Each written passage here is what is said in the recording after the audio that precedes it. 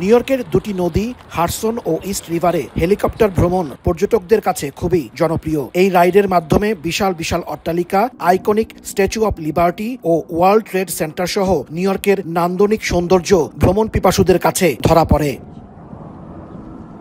বৃহস্পতিবার স্পেন থেকে আসা 5 সদস্যের একটি পরিবার সেই রকমই একটি হেলিকপ্টার রাইডে বেরিয়েছিলেন, কিন্তু ভাগ্যের নির্মম পরিহাস, 15-20 মিনিট ধরে ওড়ার পর হঠাৎ হেলিকপ্টারটি হাডসন রিভারে বিধ্বস্ত হয়। মারা যান 3 শিশুসহ 5 সদস্যের পরিবারের সবাই। মারা গেছেন পাইলটও।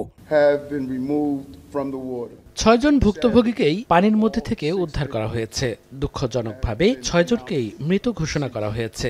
আমরা তাদের পরিবারের জন্য প্রার্থনা করছি। উদ্ধারকর্মীদের সাহস ও নিষ্ঠার জন্য তাদের প্রতি কৃতজ্ঞতা প্রকাশ করছি।